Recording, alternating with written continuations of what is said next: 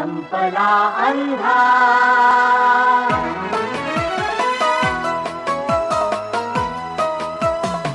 संपला अंधार आता सूर्य ज्ञानाचा उजेला, संपला अंधार आता सूर्य ज्ञानाचा उजेला, लागल्या वाटा दिसाया,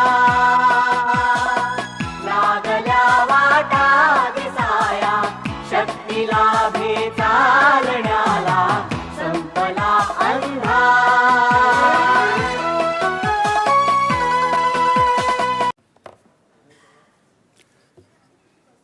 नमस्कार.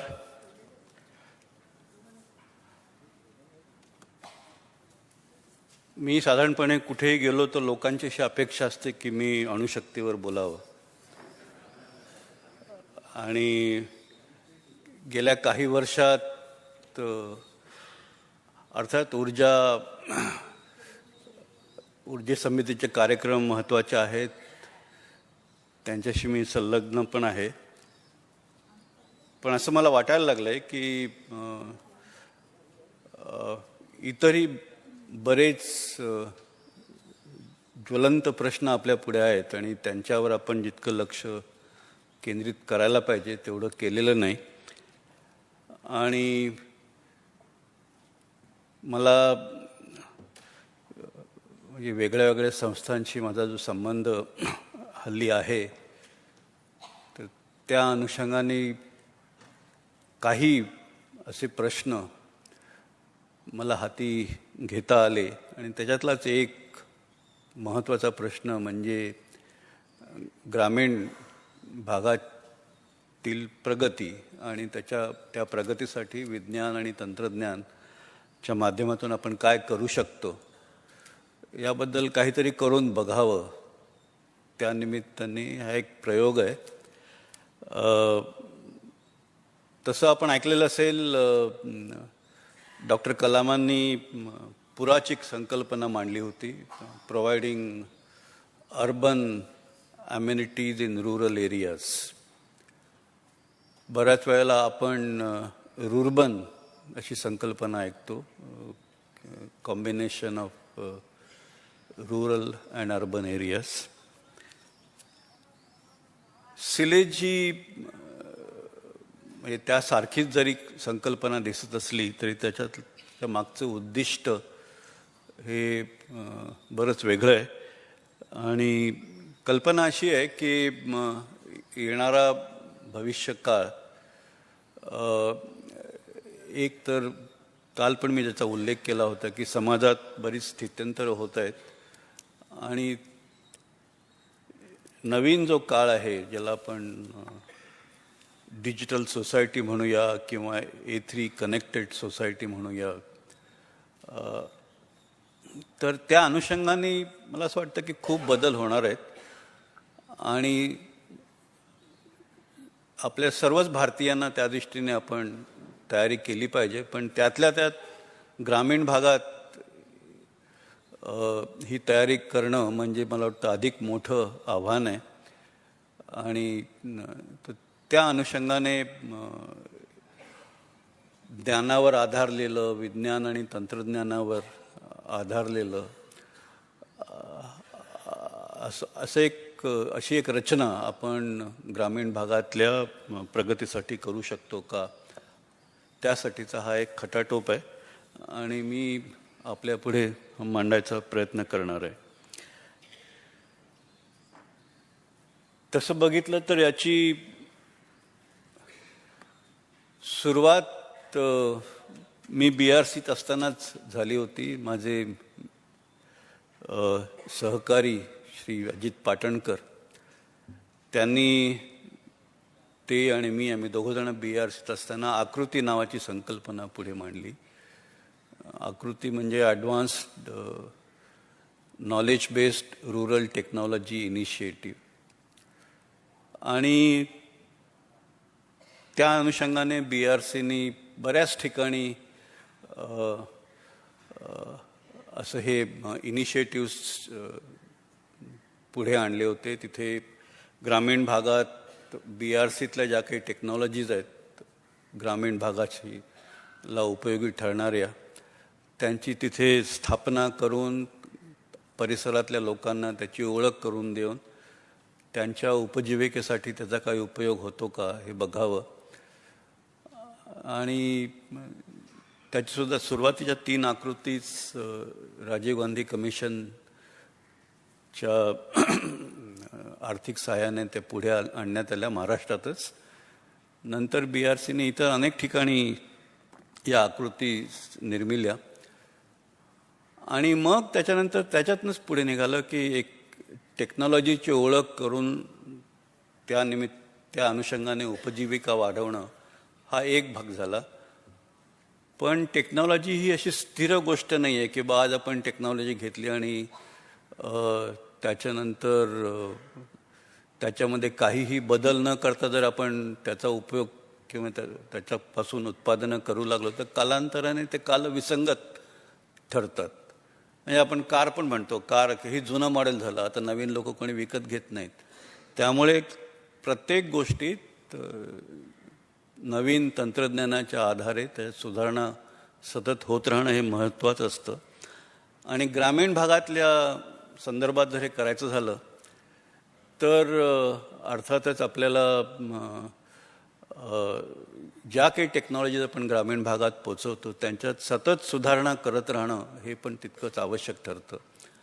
आणि असं जर करायचं झालं तर मग स्थानिक ज्या काही स्थानिक ज्ञान केंद्र आहेत, शिक्षण संस्था, संशोधन संस्था, अशा संस्थांनी जर अशा कामामध्ये सहभाग घेतला आणि ते तंत्रज्ञान त्याच्यामध्ये सुधारणा करण्याचं काम, लोकांना तंत्रज्ञान राबवताना ज्या काही गोष्टींचा सामना करायला लागेल, ज्या काही डिफिकल्टीज येतील त्या जर सोडवण्याचं काम केलं तर ते तंत्रज्ञान सतत उपयोगी राहून त्याचा ग्रामीण भागाला सततचा फायदा होत राहील अशी व्यवस्था आपण करू शकतो. आणि त्याच्यानंतर मग असं ठरलं की आपण एक प्रयोग का करून बघू नये, एका ठिकाणी असं एक पूर्ण इकोसिस्टम का तयार करू नये.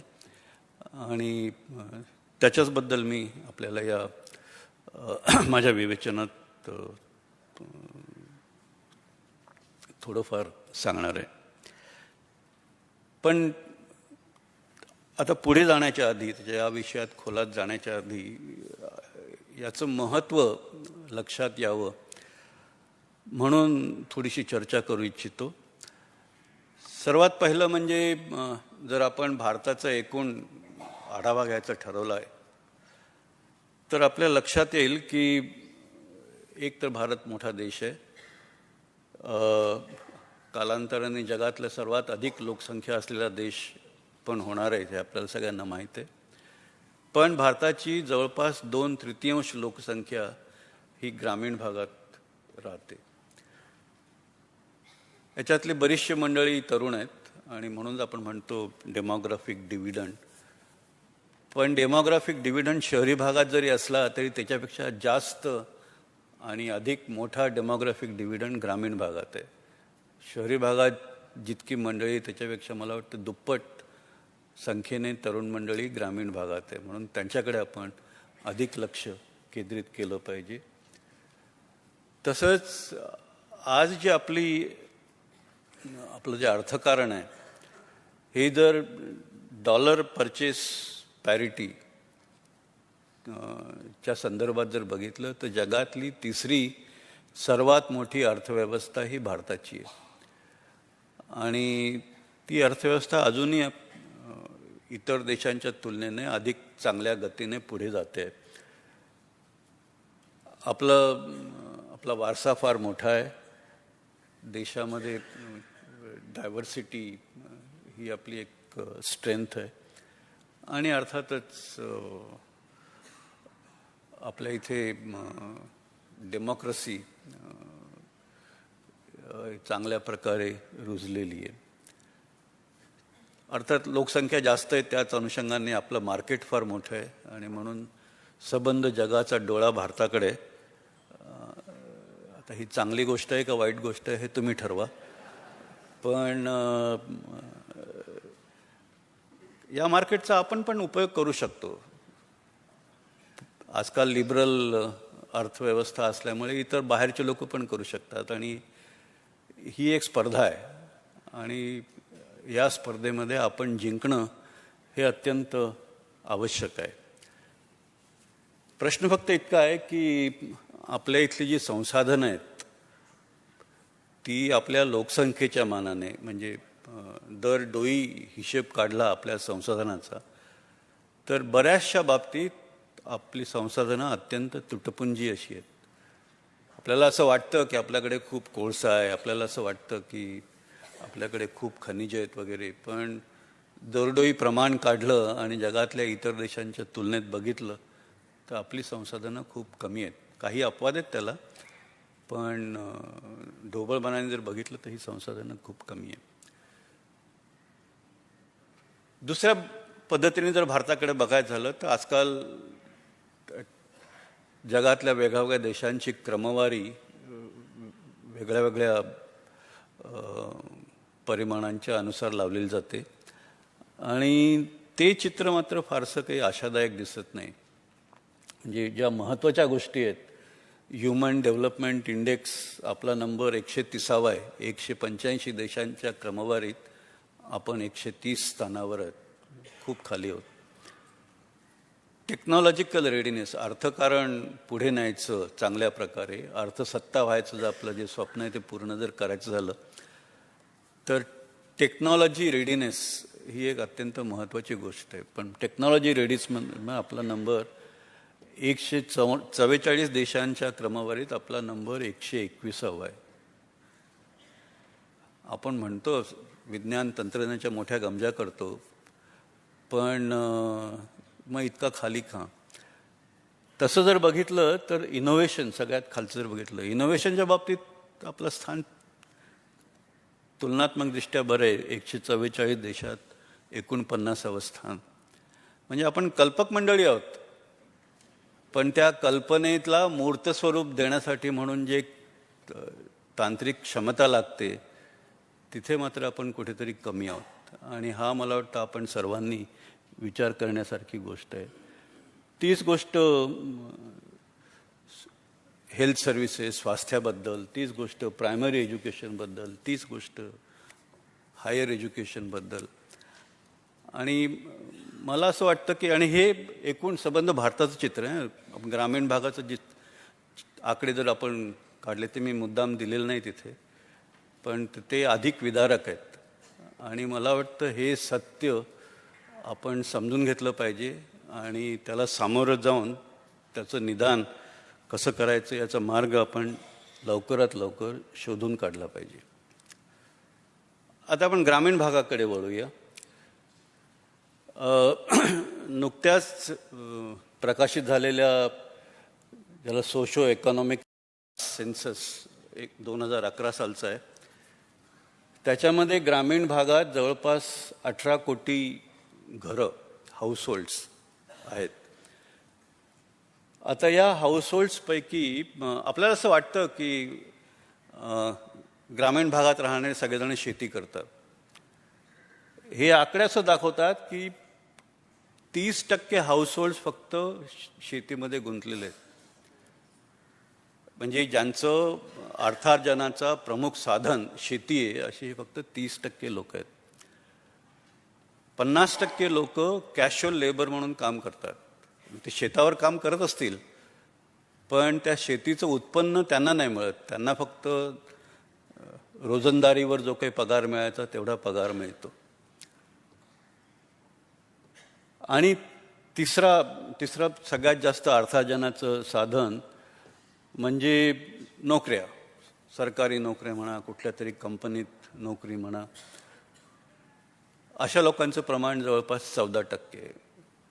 म्हणजे 50% लोक रोजंदारीवर काम करणारे मजूर, 30% लोक शेतीवर ज्यांचं आर्थिक उत्पन्न अवलंबून आहे असे, 14% लोक नोकरी करणारे, आणि म्हणजे शेतीशिवाय स्वतःचा व्यवसाय असणारी मंडळी ही फक्त 1.5% आहेत. आणि ग्रामीण भागात परिस्थिती इतकी विदारक काय हे आपल्या सहज लक्षात यावं याच्यामुळे.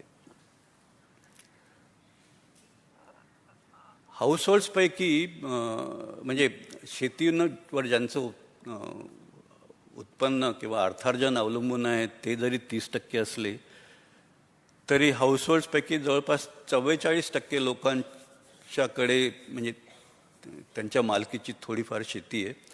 56% लोक त्यांच्या मालकी म्हणजे त्यांच्याकडे शेतीची मालकी अजिबात नाही. आणि या सर्वांचा परिणाम म्हणजे शहरी भागात सरासरी इन्कम दर घरटी जवळपास 2.5 लाख इतकी असली तर ग्रामीण भागात घरटी उत्पादन घरटी अर्थार्जन त्याच्या अर्ध्यापेक्षा कमी इतकं आहे.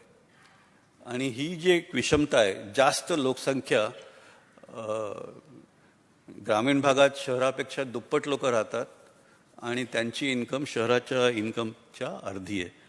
आणि हे चित्र मला वाटतं पालटायला पाहिजे.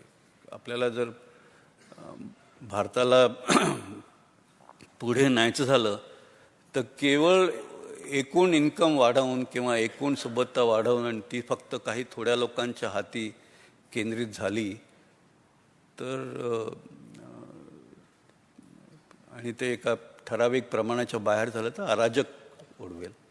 आणि म्हणूनच ग्रामीण भागाकडे लक्ष देणं हे अत्यंत महत्त्वाचं आहे.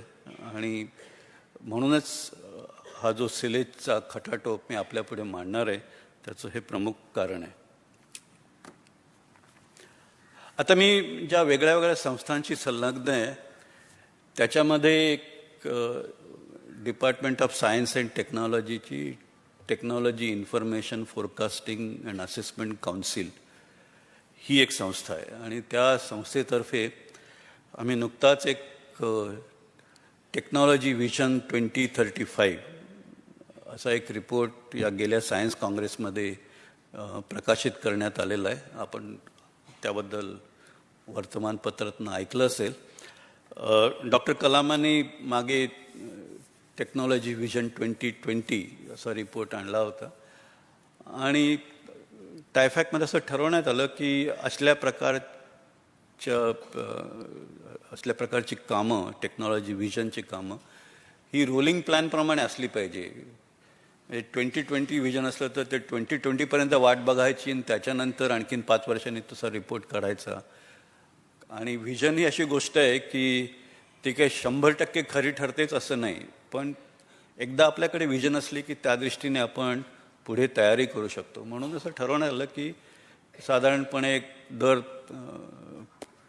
10-15 वर्षांनी असल्या प्रकारचे एक्सरसाइजेस आपण करत राहावं. आणि म्हणूनच ही 2035 व्हिजन 2035 हा रिपोर्ट पुढे आणण्यात आला आहे. तो रिपोर्ट अर्थात आपल्याला वेबसाईटवर टायफॅकच्या उपलब्ध होईल. पण या रिपोर्टमध्ये नॉर्मली काय होतं की आपण म्हणजे वैज्ञानिक मंडळी आपण प्रयोगशाळेमध्ये मग्न असतो, मग आपल्या कल्पनांना मोठा वाव देतो आणि आपल्याला हे करता येईल ते करता येईल आणि आपल्याला वाटतं की हे लोकांसाठी चांगलं आहे. खरं म्हणजे असं आहे की अशाच गोष्टी पुढे जातील, लोकांपर्यंत पोचतील ज्याची लोकांना आवश्यकता आहे, जे लोकांना आवडतं भावतं. आणि म्हणून या रिपोर्टमध्ये भारतामध्ये 2035 साली कशा प्रकारची मंडळी असतील, त्यांचे विविध पैलू कशा प्रकारचे असतील आणि मग त्या अनुषंगाने त्यांच्या आवश्यकता कशा असतील आणि मग त्या अनुषंगाने कशा प्रकारच्या टेक्नॉलॉजीजचा विकास आपण करायला हवा अशा प्रकारचा विचार त्याच्यात करण्यात आलेला आहे. आणि काही मूलभूत ज्या गोष्टी आहेत वैयक्तिक स्तरावर आणि सामूहिक स्तरावर त्याचा पण त्यात विचार करा. कारण मग आपल्याला जे टेक्नॉलॉजीज विकसित करायच्या त्या अनुषंगाने आपण पुढे नेऊ शकतो. अर्थात हे करायचं झालं तर आपल्याला टेक्नॉलॉजी पाहिजे आणि टेक्नॉलॉजी जरी विकसित करायची झाली तरी ते आधी आपल्याला थोडंसं आर्थिक पाठबळ पाहिजे, कारण त्याशिवाय आपण ही कामं करू शकत नाही. आता अर्थव्यवस्था पुढे जाण्याचं अगदी पूर्वीच्या काळी बेसिकली म्हणजे आपल्याकडे जी काही साधनसामग्री आहे, मग ती शेतीतनं निघालेली असो किंवा जमिनीच्या भूगर्भातनं निघालेली असो, खनिज असो, तर म्हणजे हे आपलं परंपरागत चाललेलं आहे. आपलं कच्चा माल आपण बाहेर विकायचा आणि अर्थार्जन करायचं, आणि काही काळपर्यंत ते एक फार मोठं म्हणजे देशाच्या दृष्टीने अर्थार्जनाचं साधन होतं. आजही बऱ्याच गोष्टी आपण तशाच अवलंबून आहेत. उदाहरणार्थ घ्यायचं झालं तर लोखंडाच म्हणजे खनिज, लौह खनिज आपण कितीतरी अधिक प्रमाणात एक्सपोर्ट करतो, आणि तितक्याच प्रमाणात आपण देशात स्टील निर्माण करतो, नाही असं नाही. पण बाहेरून आपण जे स्टील आयात करतो त्याचं प्रमाण आणि आपण जेवढं खनिज परदेशात निर्यात करतो त्यांचं प्रमाण जवळपास सारखं आहे. ही काही आपल्याला भूषावह परिस्थिती नाही. आणि म्हणूनच आता आपल्या कशी म्हटलं की आपली साधनसामग्री हळूहळू कमी होते, पण आपल्याला डेमोग्राफिक डिव्हिडंड आहे. आणि माझं असं ठाम मत आहे की आज जी आपली अर्थव्यवस्था पुढे जाते याचं खरं मूलभूत कारण हे डेमोग्राफी आहे. आपले तरुण मंडळी पुष्कळ आहेत, प्रत्येकाला 2 हात आहेत, 1 डोकं आहे, आणि तो आपापल्या क्षमतेप्रमाणे काही ना काही उत्पादन करत असतो, काही ना काही अर्थार्जन करत असतो. आणि आपली ही GDP वाढते याच्या मुळाशी माझ्या मान्यतेप्रमाणे ही गोष्ट आहे. ठीक आहे, पण आपल्या तरुण मंडळींची क्षमता फक्त एवढीच आहे का? आपल्या तरुण मंडळींच्या क्षमतेला जर ज्ञानाची जोड मिळाली तर त्यांची क्षमता आज जी क्षमता आहे त्याच्यापेक्षा 10 पटींनी किंवा 100 पटींनी वाढणार नाही का? आपली तरुण मंडळी जी अमेरिकेत जातात त्यांनी हे आपल्याला असं दाखवून दिलेलं नाही का? आज स्टार्टअप इंडियाचं उद्घाटन चालू आहे, मला वाटतं याच वेळेला चालू आहे दिल्लीमध्ये. आणि गेल्या काही वर्षामध्ये नवीन स्टार्टअपच्या दृष्टीने या तरुण मंडळींनी चमत्कार घडवलेला आहे भारतामध्ये. तर अशी परिस्थिती आपण ग्रामीण भागात निर्माण करू शकत नाही का? आणि जर असं जर केलं तर ग्रामीण भागातची जी एक अर्निंग केपेबिलिटी ती जी खूप कमी आहे ती खूप वाढू शकणार नाही का? आणि हा जो खटाटोप आहे हा त्या दृष्टीने आहे. आता लक्षात घ्या की जेव्हा शेतीप्रधान युग होतं, अर्थव्यवस्था होती फार पूर्वीच्या काळी, तेव्हा अर्थातच एक म्हणजे हॅबिटाट किंवा राहण्याची जी एक बेसिक संकल्पना होती ती म्हणजे गावं. आणि अर्थातच स्वातंत्र्यपूर्व काळात म्हणजे गांधींनी आणि इतर मंडळींनी याबद्दल बराच विचार करून त्यांचा असा एक आग्रह होता की भारताचा जसा विकास होत जाईल तसा तसा शेतीप्रधान किंवा ग्रामप्रधान व्यवस्थेला धक्का पोचू नये. आणि त्यासाठी त्यांनी त्या काळी ज्या काही टेक्नॉलॉजीज समोर होत्या त्याच्यावर त्यांनी भर दिला की प्रत्येकाने शेतीबरोबर काहीतरी दुसरा व्यवसाय भरावा. म्हणून मग त्यांनी कापड निर्मिती हा एक मोठा व्यवसाय तेव्हा होता, म्हणून त्यांनी प्रत्येकाने गावामध्ये हाताने कातलेलं, हाताने विणलेलं वस्त्र वापरावं असा एक त्यानंतर मग त्यात सुधार झाला. मग त्यात थोडंसं मेकॅनायझेशन केलं आपण. म्हणजे अगदी मोठ्या मॉडर्न मिलपर्यंत जरी नाही गेलो तरी टेक्नॉलॉजीच्या दृष्टीने जर तुम्ही एक ह्युमन केपेबिलिटी वाढवली आणि अर्थार्जनाचा मार्ग वाढवला तर ॲट इंडिव्हिज्युअल लेवल आपण बरंचसं सबलीकरण करू शकतो हे अशी त्यांची मान्यता होती. अर्थात हा मतप्रवाह तेव्हा मान्य झाला नाही, पण मला असं वाटतं ही मंडळी फार विजनरी होती. टेक्नॉलॉजीचं असं आहे की टेक्नॉलॉजीनी खूप मोठं उत्पादन होतं, कमी खर्चात उत्पादन होतं आणि टेक्नॉलॉजीनी आपल्याला एक प्रकारचं मगाशी म्हटल्याप्रमाणे सबलीकरण येतं आणि त्यामुळे आपण आपली क्षमता अधिक चांगल्या गोष्टीत, अधिक इनोव्हेटिव्ह गोष्टीत, अधिक म्हणजे ज्याला आपण म्हणतो की इंटेलेक्च्युअली चॅलेंजिंग गोष्टीत आपण आपल्या क्षमतेचा उपयोग करू शकतो. हे जरी खरं असलं तरी टेक्नॉलॉजी जर आपण एक चांगल्या प्रकारे तिचा वापर नाही केला किंवा त्याचं डिप्लॉयमेंट जर नाही झालं तर टेक्नॉलॉजी ही समाजातल्या कमजोर घटकाचं एक्सप्लॉयटेशन करू शकते, ही पण तितकीच खरी गोष्ट आहे. आणि मी त्या बाबतीत आत्ता खोलात जाणार नाही, पण हे एक अत्यंत महत्त्वाचं टेक्नॉलॉजी कशी वापरावी, टेक्नॉलॉजीतनं उत्पन्न वाढवायचं पण त्याचबरोबर तळागाळाच्या व्यक्तींचं सबलीकरण झालं पाहिजे, त्यांचं एक्सप्लॉयटेशन होऊ नये याबाबतची खबर हे पण तितकंच महत्त्वाचं आहे. आता जेव्हा औद्योगिक युग आलं, उद्योगप्रधान समाजव्यवस्था आली, तेव्हा अर्थातच त्याच्या अनुषंगाने हॅबिटॅट बदललं. गावाच्या ऐवजी शहरं निर्माण झाली, कारण कारखान्याला कोकणातला माणूस मुंबईत आला. मुंबईत लालबागमध्ये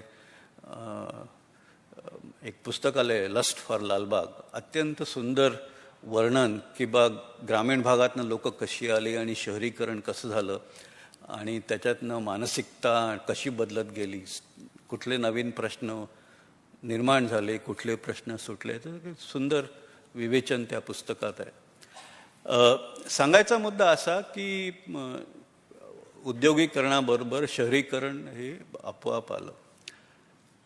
पण जेव्हा आपण आता ज्ञानयुगात प्रवेश करतो, ज्ञानावर आधारित अर्थव्यवस्था किंवा ज्ञानावर आधारलेलं तंत्रज्ञान हे खरं म्हणजे विकेंद्रीकरणाला किंवा ज्याला आपण म्हणतो डेमोक्रटायझेशन ऑफ वर्किंग याच्यामध्ये म्हणजे याला खूप प्राधान्य मिळतं ज्ञानावर आधारलेल्या वेगळ्या वेगळ्या गोष्टींमध्ये.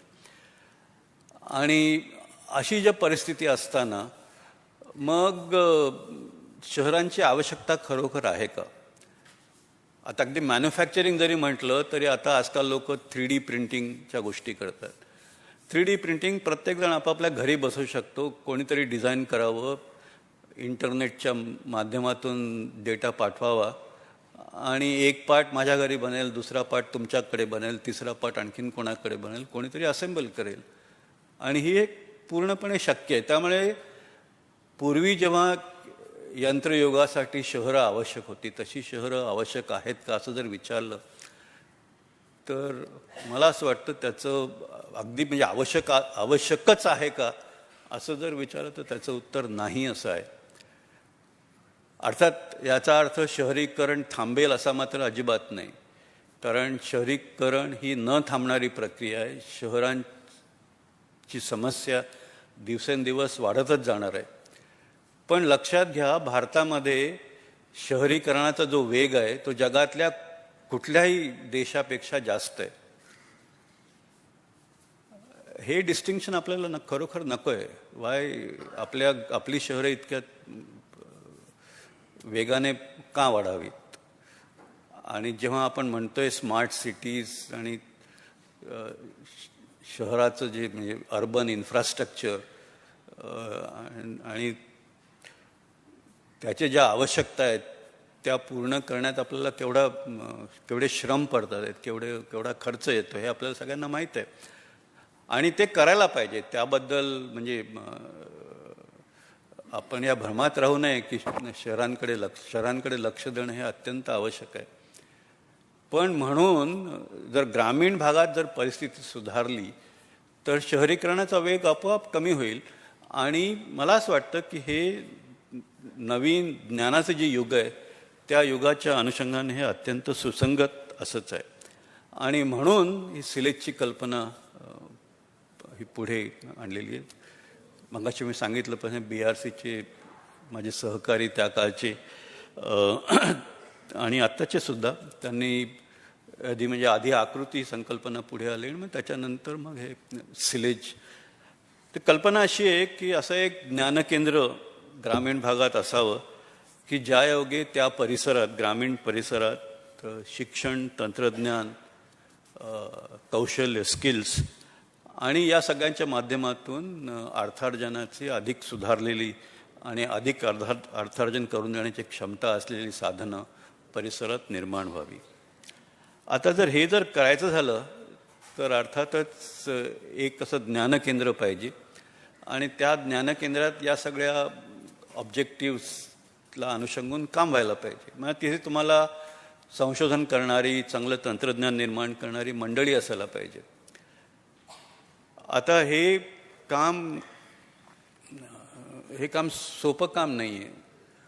कोणीही उठावं म्हणावं मी संशोधन करतो म्हणून हे काम साध्य होणार नाही. याला अत्यंत उच्च कोटीचे संशोधक असणं हे अत्यंत आवश्यक आहे. आणि आज अशी परिस्थिती आहे की परदेशातनं बरेचसे संशोधक भारतात परत येत आहेत, कारण भारताची अर्थव्यवस्था सुधारते. आणि या संशोधनात त्यांची अपेक्षा फक्त एवढीच असते की त्यांना अशा ठिकाणी काम करायला मिळावं जिथे त्यांच्या संशोधनाला वाव मिळेल. तुम्ही जर 100 लोक आली त्यांच्यापैकी 80% लोक म्हणतील आम्हाला IIT जायचं, कारण तिथे त्यांना तशा प्रकारचा वाव मिळतो. पण जर ग्रामीण भागात समजा एखादं विद्यापीठ उघडलं किंवा एखादी संस्था, शिक्षण संशोधन करणारी संस्था उभारली आणि तिथे अशी व्यवस्था केली की त्यांना संशोधकाला संशोधन करण्यासाठी म्हणून पूर्ण वाव आहे, मोकळीक आहे, त्यांच्या कुटुंबाला म्हणजे त्या पतीला किंवा पत्नीला सुद्धा काम करण्याची संधी तिथे उपलब्ध असली पाहिजे, मुलांच्या शिक्षणाची सोय असली पाहिजे. आणि त्यामध्ये शहरी भागात ज्या संधी उपलब्ध आहेत त्यापेक्षा ग्रामीण भागात कुठल्याही प्रकारची कमतरता पडू नये. असं जर झालं तर मला असं वाटतं कोणीही तिथे तयार होईल. आणि मला म्हणजे प्रत्यक्ष माहीत आहे तशी तरुण मंडळी, म्हणजे काही 5 जणांचा एक ग्रुप, त्याच्यापैकी एक जण होता झारखंडमध्ये. तो म्हणाला माझ्या भागात बिकट परिस्थिती आहे, तिथे ग्रामीण भागात जाऊन मी काम करणार. त्याच्या भारतातल्या इतर भागातले आणखीन 5-6 तरुण मंडळी सगळे अमेरिकेतून गेले, सरळ झारखंडमध्ये जाऊन बसले आणि आज तिथे सुंदर काम करतात आहे. आणि महाराष्ट्रातसुद्धा अशी उदाहरणं आपल्या. प्रश्न फक्त असा आहे की आज कोणी जर त्याला सांगितलं की तू ग्रामीण भागात जातो तो धजावणार नाही, कारण तिथली परिस्थिती या सर्व गोष्टींसाठी अनुकूल आहेच असं नाही. आणि म्हणून अशा ठिकाणी शहरातल्या ज्या बेस्ट अमेनिटीज आहेत, सोयी आहेत, त्या तिथे उपलब्ध असायला पाहिजेत. तिथलं जे एक वातावरण आहे ते शिक्षण आणि संशोधनाला अनुकूल असं असलं पाहिजे. आणि त्याचबरोबर त्या संशोधनाची दिशा त्या परिसरातल्या ज्या समस्या आहेत त्या सोडवण्याकडे त्या संशोधनाची दिशा असायला पाहिजे. आणि माझी आजपर्यंतच्या अनुभवानंतर अशी ठाम धारणा आहे की ग्रामीण भागाचे प्रश्न सोडवताना सुद्धा जागतिक स्तराचं संशोधन करणं शक्य आहे.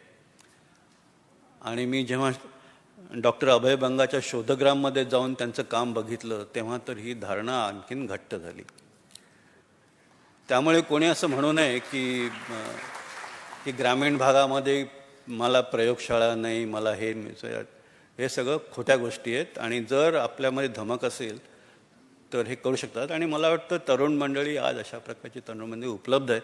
आपण जर त्यांना सोयी उपलब्ध करून देणार तर सहज शक्य आहे. आता याच ज्ञान केंद्राच्या परिसरात डेमॉन्स्ट्रेशन सेंटर्स असायला पाहिजे की जिथे परिसरातील लोकांना वेगळ्या प्रकारच्या टेक्नॉलॉजीज बघायला मिळायला पाहिजेत, आकृती मगाशी म्हटलं तसं.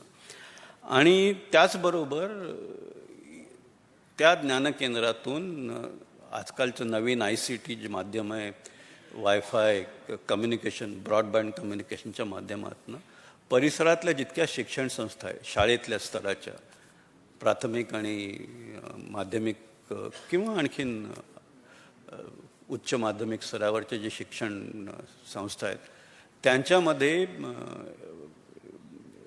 म्हणजे केवळ पाठ्यपुस्तकाच्या माध्यमातून ज्ञान पोचवण्याच्या बरोबरच एक डिजिटल माध्यमातून सुद्धा ज्ञान पोचतं ते आपल्याला अधिक प्रभावीपणे पोचवता येतं. तर ती पण सोय असल्या ज्ञानकेंद्रात करता यावी. आणि हे करण्यासाठी म्हणून पंढरपूरच्या जवळ एक गोपालपूर नावाचं गाव आहे. तर तिथे त्यांनी सुरुवातीला अर्थातच BRCकडनं आकृती टेकपॅक कोलॅबरेशन सुरू केलं.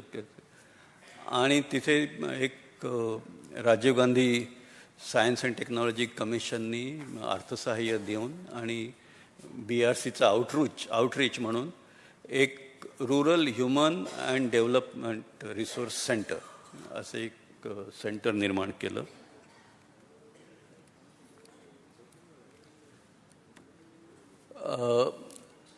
आता हे एक इंजिनिअरिंग कॉलेज आहे, प्रायव्हेट इंजिनिअरिंग कॉलेज आहे. त्या प्रायव्हेट इंजिनिअरिंग कॉलेजच्या परिसरात हे एक rural human and resource development centre असं निर्माण केलं. इथे BRCचे जेवढे तंत्रज्ञान आहेत ग्रामीण भागाला उपयोगी पडणारे ते तिथे ठेवलेले आहेत. आणि तिथे म्हणजे परिसरातील लोकांचं त्याची ओळख, त्याच्याबद्दलचं प्रशिक्षण आणि त्या इंजिनिअरिंग कॉलेजमध्ये ते तंत्रज्ञान आणखीन पुढे नेण्यासाठी किंवा नवीन तंत्रज्ञान विकसित करण्यासाठी म्हणूनचं संशोधन हे सगळं काम तिथे चालू आहे. आज हा प्रयोग जवळपास 2-2.5 वर्ष आधीपासून सुरू झाला आणि ते काम खूप छान पुढे सुरू आहे. एक थोडीशी कल्पना द्यायची की ते काम कशा प्रकारचं आहे. तर त्या वरच्या चित्रामध्ये एक टेक्नॉलॉजी इन्फॉर्मेशन म्हणजे आकृती टेकपॅक आणि BRCचंच टेक्नॉलॉजी असायला पाहिजे असं नाही. आता DRDOची टेक्नॉलॉजी आहे, CSIRची टेक्नॉलॉजी आहे, इतरही संस्थांमधनं बरंच संशोधन होतं. तर पण ते तिथे ग्रामीण भागात उपलब्ध व्हायला अशी म्हणजे एक MOU सही केली आणि तुम्हाला एक डॉक्युमेंट दिलं म्हणजे टेक्नॉलॉजी पोचते अशातला भाग नाही. तिथे लोकांनी प्रत्यक्ष स्वतःच्या हाताने त्याचा अनुभव घेतला पाहिजे, ते शिकलं पाहिजे. आणि त्याच्यानंतर मग ते लोकल इनोव्हेशन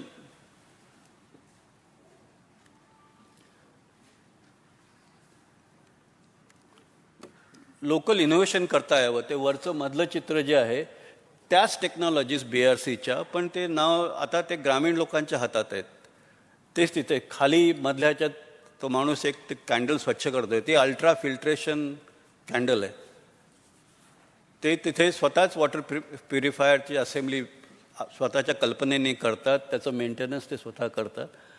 आणि त्याचबरोबर त्याच्याही पुढे तिथल्या वर्कशॉपमध्ये BRCच्याच मंडळींनी एक फोटोकेमिकल एचिंग नावाचं तंत्रज्ञान त्या वर्कशॉपमध्ये पार्क केलं आणि ते आसपासचे लोक त्याचा फायदा घेतात. ते खालचं चित्र जे आहे तिथे एक आपल्याला लहान मुलगा दिसतोय,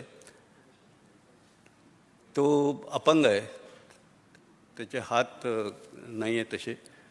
तर तो तोंडाने पेन्सिलने चित्र काढतो आणि त्याचं ते चित्र नंतर फोटोकेमिकल इचिंगच्या माध्यमातून मेटल प्लेटवर एच केलं गेलं. आणि पंढरपूरला वारीच्या वेळेला खूप गर्दी जमते. तिथल्या लोकांनी, त्या वारीच्या लोकांना तेव्हा कळलं की विठोबाची मूर्ती या लहान मुलांनी कागदावरच नाही पण पत्र्यावर आपल्याला दिसते, खपली. त्याला त्याचं अर्थार्जनाचं साधन निर्माण झालं. तर हे एक नवीन तंत्रज्ञान, एक उदाहरण म्हणून मी आपल्याला सांगते. पण असं नवीन तंत्रज्ञान तिथेच निर्माण होऊ शकतं. मगाशी मी वॉटर प्युरिफायरची गोष्ट केली. त्याची जी मेम्ब्रेन आहे ही खरं तर BRCमध्ये डेव्हलप केली गेली. त्याच्यावर त्यांनी ती फिल्ट्रेशन युनिट्स तिथे बसवायला सुरुवात केली ग्रामीण भागात. आज त्या स्वेरीच्या इंजिनिअरिंग कॉलेजमध्ये ही मेम्ब्रेन ते लोक तयार करतात. तर ही जे स्थित्यंतर आहे, टेक्नॉलॉजी ग्रामीण भागात पुढे पुढे सरकणं, हे मला वाटतं अत्यंत महत्त्वाचं आहे. तसंच शिक्षणाच्या बाबतीत जर घेतलं तर तिथे स्वेरीला नॅशनल नॉलेज नेटवर्कच्या माध्यमातून आपल्याला एक नोड मिळाला आहे आणि तिथून TIFRची जुनी मंडळी, त्यांच्यापैकी काही जणांनी मद्रासला एक कारखाना म्हणजे फॅक्टरी सुरू केली आहे आणि तिथे ते अगदी अत्यंत कमी किमतीचं पण ब्रॉडबँड वायरलेस, म्हणजे आपण कसं वायफाय वापरतो इथे तसं, पण त्याची रेंज 20-25 किलोमीटर इतकी दूर, इतकी मोठी, इतकी लांब आहे. आणि तशा प्रकारचं ट्रान्समीटर तिथे बसवलं आहे. आणि मग त्या परिसरातल्या शाळा 15 किलोमीटर असतील, 20 किलोमीटर असतील, तिथे त्या मुलांना त्यांच्या टॅबलेटवर ही सगळी माहिती आपल्याला पोचवता येते. तर मग त्या टॅबलेटची माहिती आणि मग MKCLच्या माध्यमातून मुलांपर्यंत कंटेंट पोचवणं, कंटेंटचं मॅनेजमेंट करणं, आणि त्याचबरोबर एज्युकेशन मॅनेजमेंट. आज काय झालं आहे की नॅशनल करिक्युलम फ्रेमवर्क आपण मागे अंमलात आणलं होतं, आणि त्याच्यामध्ये असा विचार होता की आपण विद्यार्थ्यांच्याकडे प्रत्येकाकडे व्यक्तिगत लक्ष दिलं पाहिजे आणि त्याचं कंटिन्युअस असेसमेंट प्रत्येक विद्यार्थ्याचं कॉम्प्रहेन्सिव्हली झालं पाहिजे. आता ते तर आता वर्गामध्ये जर 100 विद्यार्थी असले आणि 125 विद्यार्थी असले तर शिक्षक कसं करणार? तुम्ही बऱ्याच वेळेला शिक्षकाला विचारलं एकदम की या मुलाचं नाव काय, तर सांगणं कठीण आहे.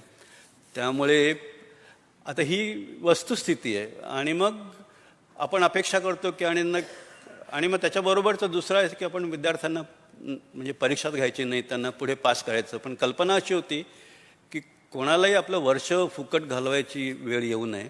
प्रत्येकाकडे व्यक्तिगत लक्ष दिल्यानंतर ज्याच्यामध्ये जे काही कमतरता आहे ती पूर्ण करण्यासाठी म्हणून आपण व्यक्तिगत प्रयत्न केले पाहिजे. आज परिस्थिती अशी आहे की ते साध्य होत नाही, म्हणून आता मुलांना परत परीक्षा घ्यायला, म्हणजे जग पुढे चाललं आहे, आपण मागे चाललो. आणि त्याला कारणं जेन्युइन आहेत, हे आपल्याला इम्प्लिमेंट करणं शक्य नाही, प्रॅक्टिकल नाही. हे जरी खरं असलं तरी जर तंत्रज्ञानाची जर आपण कास धरली, तंत्रज्ञानाची मदत घेतली तर ते सहज शक्य आहे. आणि तेच म्हणजे त्याला एज्युकेशन मॅनेजमेंट असं एक जर डोबरमानांनी म्हटलं तर education content delivery, education content management आणि एज्युकेशन मॅनेजमेंट ही सगळी कामं MKCLच्या माध्यमातून आपण तिथे करतो, अर्थात या प्रयोगापुरती. आता या 2 वर्षात अजून हा प्रयोग पूर्ण नाही झालेला, पण या 2 वर्षात काय साध्य झालं तर हे जे सिलेज म्हणजे पंढरपूरच्या त्या स्वेरी इंजिनिअरिंग कॉलेजमध्ये rural human and resource development facility आणि परिसरात असलेल्या आकृती आणि त्या आकृतीच्या परिसरात असलेला समाज, या सगळ्याचं एकूण जर बघितलं तर हे एक इकोसिस्टीम निर्माण होते. त्याला मी स्वेरी इकोसिस्टीम असं म्हणेन. आता आजपर्यंत तिथे वेगळ्या वेगळ्या टेक्नॉलॉजीज मगाशी सांगितल्या, BRCमधनं टेक्नॉलॉजीज तिथे आपण इम्प्लिमेंट केल्या आहेत, ते सगळं तिथे लिहिलेलं आहे. ट्रेनिंग करण्यासाठी म्हणून BRCचे बरेच वैज्ञानिक, जवळपास म्हणजे माझ्याकडे जो रिपोर्ट आला त्याप्रमाणे 30 वैज्ञानिक त्यांनी भाग घेतला. आणि तब्बल म्हणजे स्वेरीची फॅकल्टी आणि इतर मंडळी या RHRDFमध्ये त्यांचे वेगळे कर्मचारी तिथे नेमलेले आहेत, ते सर्वजण, आणि त्याशिवाय जवळपास 200 ग्रामवासी, या सर्वांचं ट्रेनिंग सुरुवातीला झालं. आणि आता तिथेच ही मंडळी तयार झाली आणि त्यांनी आणखीन जवळपास 850 शेतकरी आणि त्याच्यामध्ये जवळपास 119-120 महिला आहेत, या सगळ्यांचं ट्रेनिंग आणि वेगळ्या वेगळ्या टेक्नॉलॉजीजची ओळख त्यांना करून दिली. आणि याच्यातली काही मंडळी आता आकृतीमध्ये इंटर्नचं काम करतात, इतर लोकांना समजावण्याचं काम ते करतात आहेत. आणि अशा प्रकारच्या 6 आकृती आज त्या स्वेरीच्या परिसरात मौजूद आहेत. आणि अर्थातच हा जो टेक्नॉलॉजीचा पोर्टफोलिओ आहे हा सतत म्हणजे त्याच्यामध्ये एनरिचमेंट होत आहे, टेक्नॉलॉजीमध्ये सुधार होतो आहे आणि नवीन टेक्नॉलॉजीज तिथे आणल्या जातात आहेत.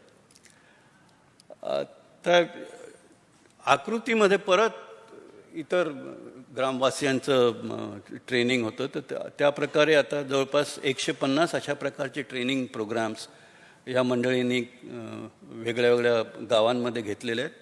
परिसरातल्या 6 तालुक्यांमध्ये आणि जवळपास 35 म्हणजे टेक्नॉलॉजीज 35 गावात ही टेक्नॉलॉजीज इम्प्लिमेंट झालेल्या आहेत आणि त्याच्यामध्ये जवळपास 2000 शेतकरी मंडळी त्याचा उपयोग करतात आहेत.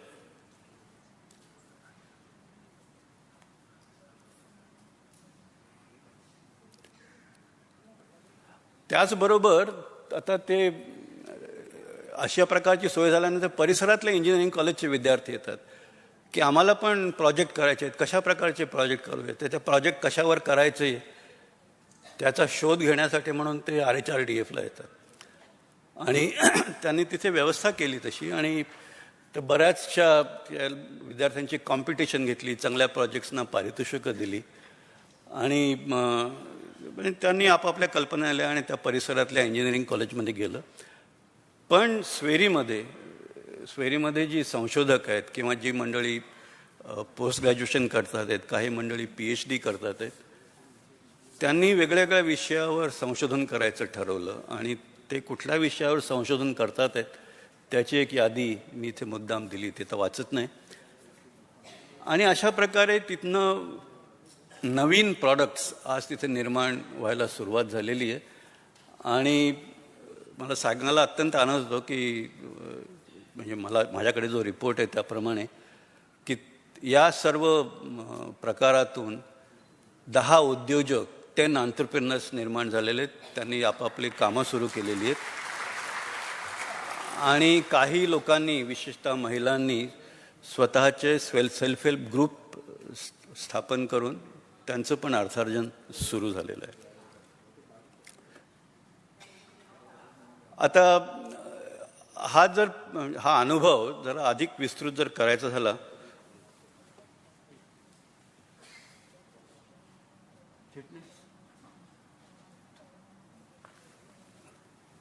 आहात का तुम्ही, तर असं आहे की फक्त स्वेरीच्या परिसरात आपण हे घेतलं तरी प्रत्येक ठिकाणची परिस्थिती वेगळी असते. एका ठिकाणी एक अनुभव आला म्हणून सगळीकडे तसाच अनुभव येईल अशातला भाग नाही आणि म्हणून मग बायफ ही मातब्बर संस्था आहे, त्यांचा खूप मोठा अनुभव आहे आणि त्यांनी खूप मोठं काम गेल्या 40-50 वर्षात किंवा अधिक काळ केलेलं आहे. तर त्यांना मी अशी विनंती केली की तुम्ही एक टेक्नॉलॉजीचा इम्पॅक्ट काय होतो हे बघण्यासाठी म्हणून जरा अधिक विस्तृत प्रमाणात करा. तर त्यांनी महाराष्ट्राचे 4 वेगळ्या ठिकाणी वेगळ्या टेक्नॉलॉजीज, पण कल्पना हीच ते करण्यासाठी म्हणून त्यांनी काम सुरू केलं आणि जवळपास 60 विलेजेसमध्ये त्यांचं काम सुरू आहे. तर एका बाजूला महाराष्ट्र नॉलेज फाउंडेशनच्या माध्यमातून परिसरातील शालेय शिक्षण आणि दुसऱ्या बाजूला बायफच्या माध्यमातून टेक्नॉलॉजी अधिक विस्तृत प्रमाणात ग्रामीण भागात पसरवण्यासाठी म्हणून म्हणजे थोडासा अधिक अनुभव गाठीला बांधण्यासाठीचं काम, हे दोन्ही आज तिथे चालू आहे. आणि अर्थातच हे एकूण सिलेज म्हणजे ते स्वेरीचं rural human resource development centre आणि त्याच्या परिसरातील आकृती हे मी आपल्याला आधीच सांगितलेलं आहे. आणि हे 4 ठिकाणं आहेत जिथे बायफचं काम चालू आहे. पंढरपूरला म्हणजे इथे स्वेरीचं काम आहे, तिथेच बायफचं काम आहे, पण त्याच्या व्यतिरिक्त आणखीन म्हणजे उरळी कांचनला त्यांचं हेडक्वार्टर आहे. त्यानंतर मग राळेगाव आणि जव्हार या ठिकाणी पण हे काम चालू आहे. मगाशी मी स्वेरीमध्ये कितपत काम झालं आहे सांगितलं. आता हे बायफमध्ये किती झालं, तर बायफमध्ये त्यांचा आज म्हणजे सहभागी शेतकरी मंडळी जवळपास 2200 घरं या प्रयोगात गुंतलेले आहेत 60 गावांमधनं आणि ते 4 हब्स जिथं दाखवले आणि आज जवळपास 1100 एकर शेतजमीन त्याच्यावर हे काम सुरू आहे. आणि अर्थातच हे टेक्नॉलॉजी कॉम्पोनंट्स काय काय आहे, प्रोग्राम कॉम्पोनंट्स ते इथे लिहिलं आहे. Soil testing, improved crop varieties, ते बरेचसे जात नाही, ते आपण वाचू शकता. आता या दोन्ही म्हणजे स्वेरीच्या असो किंवा बायफचं असो, अगदी सुरुवातीपासून संकल्पना अशी होती की हे काम करताना आपण एकदा अर्थसहाय्य घ्यायचं आणि एकदा अर्थसहाय्य घेतल्यानंतर त्या प्रोजेक्ट पिरियडमध्ये हे सगळं इन्फ्रास्ट्रक्चर तयार झाल्यानंतर हे आपल्याला पुढे सतत चालू राहणारी प्रक्रिया आहे असं हे सिद्ध करता आलं पाहिजे. म्हणजे असं नाही की बा एकदा सरकारकडनं ग्रांट मिळाली, आपण काही केलं, मग आता आणखीन करायचं म्हणजे आणखीन ग्रांट द्या. गव्हर्नमेंटची ग्रांट थांबली म्हणजे डेव्हलपमेंट थांबलं, असं होता कामा नये. आणि हे सेल्फ सस्टेनेबल व्हावं म्हणून हे उद्दिष्ट आपण अगदी सुरुवातीपासून ठरवलं होतं. आणि त्या दृष्टीने प्रत्येक ठिकाणी, दोन्ही ठिकाणी स्वेरीमध्ये आणि इथे एक रेव्हेन्यू मॉडेल आहे की प्रत्येक गोष्टीची माहिती, ओळख, ट्रेनिंग याची जरी व्यवस्था केली तरी तुम्हाला त्याच्या पुढे जर काही सोय हवी असेल, कोणाला एखादं फार्म इम्प्लिमेंट हवं असतं, त्याने एक सोलार पंपिंगची व्यवस्था केली आहे, एका गाडीवर आहे, बैलगाडीवर आहे ते, तर बा माझ्या बाजूने एक ओढा वाहतो, माझं शेत आहे, तिथे एक तुमचा सोलार पंप तिथे 2 तास आणून चालवा आणि माझ्याला पंप पाठवा. तो सोलार पंप येतो, त्याच्या पुढचं तो भाडं देतो, पंप पुढच्या शेतावर जातो. पण ह्या प्रत्येक गोष्टीला एक रेव्हेन्यू मॉडेल आहे. आणि तर त्यामुळे या ज्या सर्व्हिसेस आहेत, फार्मरला मिळणाऱ्या ज्या सर्व्हिसेस आहेत, त्याच्यासाठी त्यांना म्हणजे त्याचे ते मोबदला फार्मर्स देतात. आणि याच्यामध्ये म्हणजे फार्मर्सना ते परवडेल अशा प्रकारे तर आपल्याला ते ठेवायलाच लागेल. पण त्याचा महत्त्वाचं म्हणजे त्यांचं ऑब्झर्वेशन असं आहे की त्यांच्यातनं त्या फार्मर्सना की हे कोणाची चॅरिटी नाही आहे, त्यांनी जी काही सर्व्हिस घेतली आहे ती त्याचा मोबदला त्या फार्मरने दिलेला आहे. म्हणजे त्याचा एक प्रकारचं ओनरशिप निर्माण होते. आणि हे अत्यंत महत्त्वाचं आहे. मगाशी मी सांगितलं की ते टेक्नॉलॉजीवर त्यांनी स्वतःचं इनोव्हेशन केल्यानंतर त्या ग्रामीण लोकांना ओनरशिप निर्माण होते. ते म्हणतात हे टेक्नॉलॉजी मी एकाने केलं, दुसरा म्हणतो त्यात थोडंसं व्हेरिएशन करतो आणि तो म्हणतो नाही नाही तू केलं त्याच्यापेक्षा मी चांगलं केलं. आणि ही जी एक इनोव्हेशनची स्पर्धा आहे त्याच्याने खूप काही होतं आहे. तसंच याच्यामध्ये किंवा मी जे काही घेतलं त्याचा प्रत्येकाचा मोबदला दिलेला आहे. आणि ही जी मानसिकता आहे ही मला वाटतं अत्यंत महत्त्वाची आहे. आणि याच माध्यमातून त्यांनी आता एक सस्टेनेबिलिटी फंड निर्माण केला आहे. त्याच्यामध्ये कम्युनिटी इन्व्हॉल्वमेंट आहे आणि इन्स्टिट्यूशनल लिंकेजेस आहेत. आणि या दोन्ही प्रोजेक्ट्समध्ये त्या मंडळींना आता पूर्ण खात्री वाटते की हे काम आता पुढे सेल्फ सस्टेनेबल या बेसिसवर चालेल. इनफॅक्ट काही ठिकाणी त्यांचं एक सेक्शन 8 कंपनी फॉर्म करण्यापर्यंत मजल जाते. ते होईल की नाही मला माहीत नाही. पण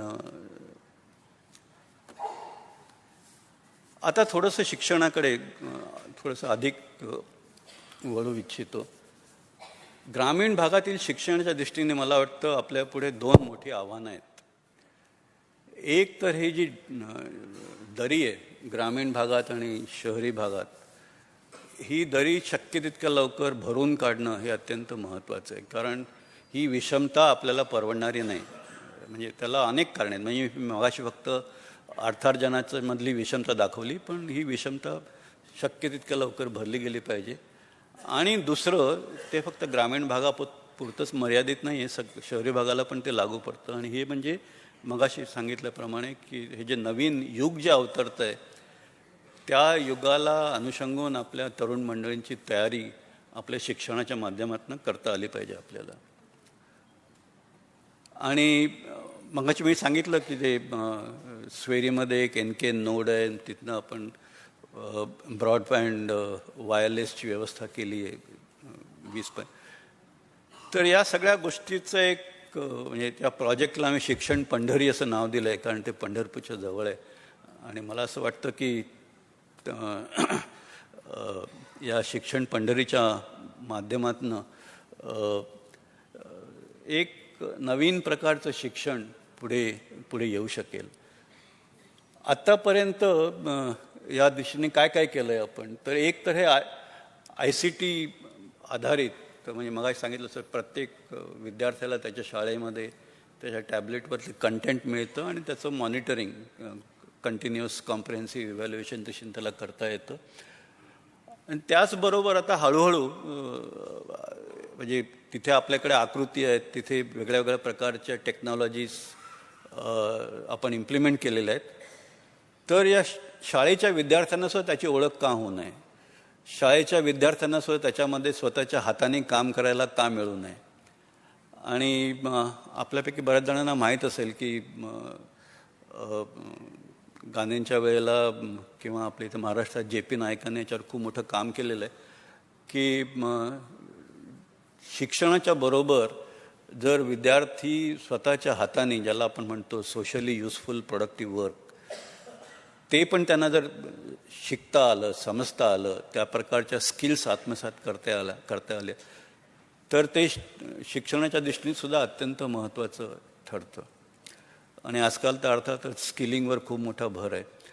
आणि त्यामुळे जर आपण ग्रामीण भागात नवीन तंत्रज्ञान तिथे सगळ्यांपुढे आणतो तर अर्थातच विद्यार्थ्यांना त्यांच्या शिक्षणाच्या दृष्टीने सुद्धा याचा उपयोग व्हायला पाहिजे. आणि या दृष्टीने सुद्धा आता आणि याचं सगळ्याचं मॅनेजमेंट आपण ICTच्या माध्यमातून MKCL याबद्दल प्रयत्नशील आहे की आपल्याला कसं करता येईल. आणि तसं जर केलं तर शिक्षण हे आपोआप एक त्याच्यातलं जे एनरिचमेंट आहे ते खूप मोठ्या प्रकारचं असेल असं मला वाटतं.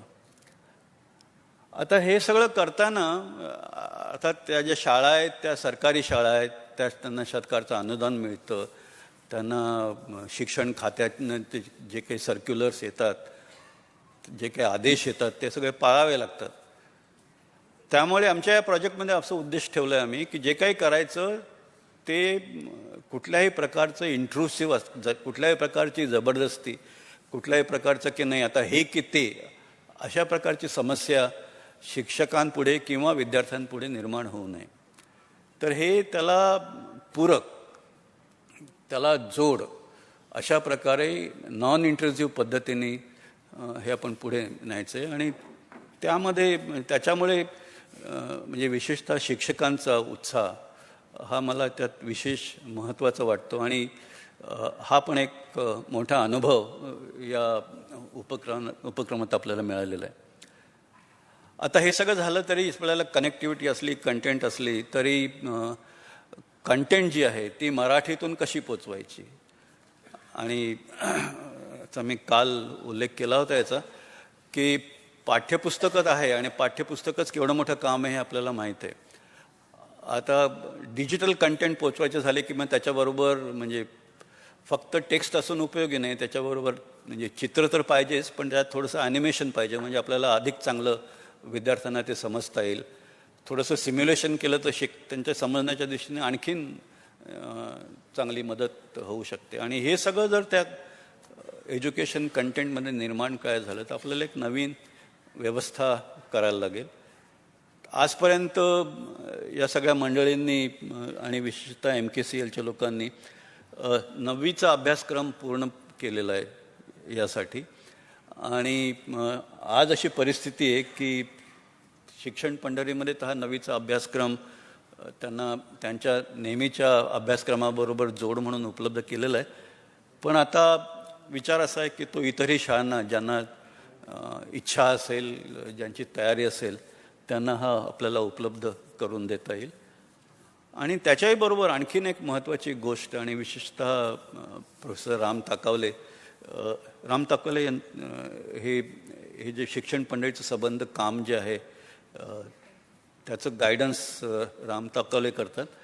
पण त्याचबरोबर आता जर विद्यार्थ्यांना हे झालं तर शिक्षकांची पण तयारी करायला पाहिजे. शिक्षकांना जर डिजिटल मीडियम वापरून किंवा त्या पद्धतीने जर शिकवायचं झालं तर ते त्यासाठी पण म्हणून त्यांनी एक वेगळा शिक्षणक्रम सुरू केलेला आहे. आणि केवळ शिक्षकांना असं नव्हे, कारण आजकाल संकल्पना अशी आहे की कोणालाही कुठेही लाईफलाँग शिकण्याची व्यवस्था असायला पाहिजे. त्यामुळे एक यशवंतराव चव्हाण मुक्त विद्यापीठाच्या अनुषंगाने आणि त्यांनी तो कोर्स लॉन्च केला आहे, एक post graduate diploma in education in digital society. असं त्या गेल्या मला वाटतं 15 दिवसापूर्वीच त्यांनी हा लॉन्च केला. आणि कल्पना अशी आहे की त्याच्यामध्ये YCMU, MKCL आणि एक आय कन्सेंट म्हणून शिक्षक मंडळींचं एक म्हणजे त्याचं ग्रुपिंग आहे, व्हॉलंटरी ग्रुपिंग. त्याच्या माध्यमातून त्यांनी हे काम पूर्ण केलं आहे. आणि हे सर्व कारण एकदा जसं आपण म्हणतो की डिस्टन्स एज्युकेशन किंवा एकदा पहिली कॉपी करायला खर्च येतो. एकदा ती कॉपी तुमच्याकडे झाली की मग त्याच्यानंतर इतर लोकांना ते पोचवण्यासाठी काही खर्च येत नाही. त्यामुळे हे सगळं एज्युकेशन, मगाशी जसं म्हटलं डेव्हलपमेंट, तसं हे सगळं एज्युकेशनसुद्धा आपल्याला 0 मार्जिनल कॉस्ट बेसिसवर, आणि त्यांना कोणाला जर अधिक सर्व्हिसेस पाहिजे असतील तर त्यांनी त्याच्यासाठी म्हणून शुल्क मोजावं. पण नाहीतर आपल्याला हे फुकट सर्वकडे आपल्याला पोचवता येण्यासारखं आहे.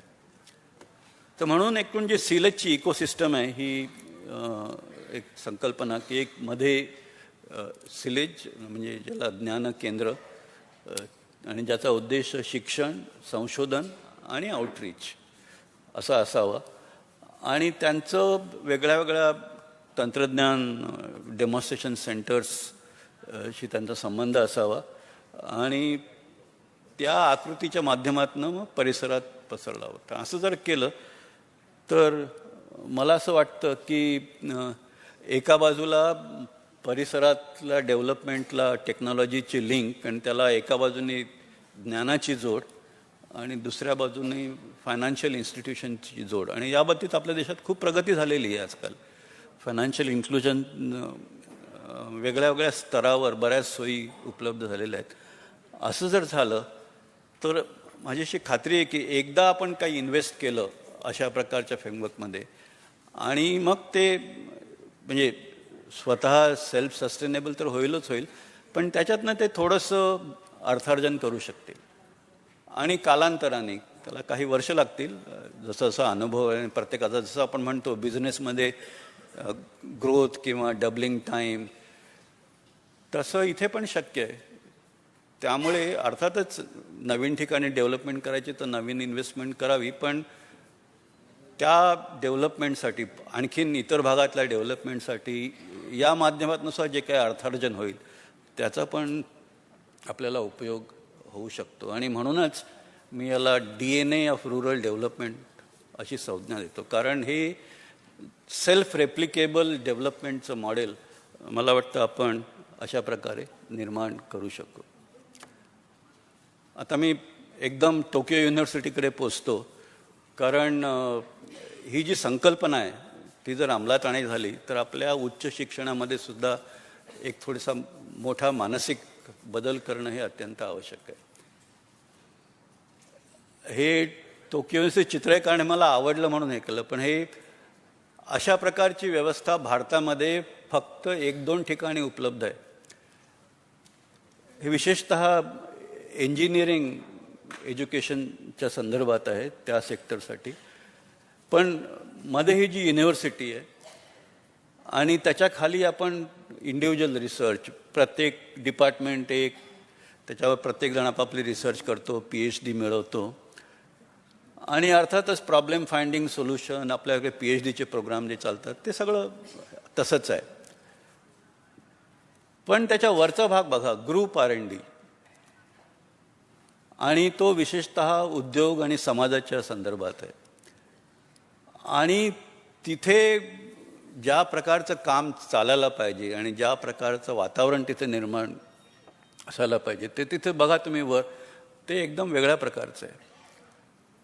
पण अगदी खालपासून वरपर्यंत युनिव्हर्सिटीचा आणि उद्योगांचा सहभाग, भागीदारी ही अत्यंत आवश्यक आहे. त्या भागीदारीचं प्रमाण व्यक्तिगत रिसर्चच्या वेळेला उद्योगांची भागीदारी फार थोडी असेल. उद्योगाला अनुषंगून संशोधनाचं म्हणजे अगदी टेक्नॉलॉजिकल रेडीनेस लेवल 10पर्यंत जर गेलं तर संबंध उद्योगाचंच असणार. पण हे जे एक ज्याला इंग्रजीमध्ये आपण कंटिन्युअम म्हणतो, असं कंटिन्युअम असणं हे अत्यंत आवश्यक आहे. आपल्याकडे उद्योगाला अनुषंगून संशोधन करायचं तर त्याची तपासणी आपण व्यक्तिगत R&Dवर कशी होते त्याच्यात. म्हणूनच मी काल केरळमध्ये मला जो अनुभव आला, म्हणजे वर्तमानपत्रातलं त्याचं उदाहरण दिलं, हे बदलायला पाहिजे.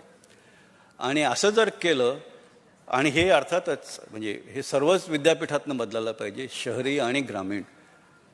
पण ही मानसिकता निर्माण झाल्याशिवाय, मी मगाशी ग्रामीण भागाच्या संदर्भात जे काही बोललो ते जर ही जर मानसिकता नसली तर त्या अनुषंगाने काही होणार नाही.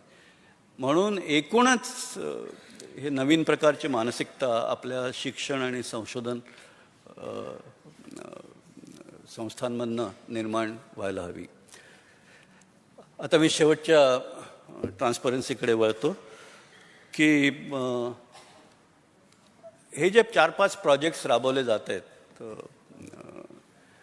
एक शिक्षण पंढरी, दुसरा कम्युनिकेशन बॅकबोन एनकेनच्या सहकार्याने स्वेरीमध्ये जी उपलब्ध केली की आपण, तिसरा YCMOUचा PG डीड्स, चौथं स्वेरीला असलेलं rural human and resource development facility, आणि शेवटलं बायफ करीत असलेलं महानेत्र.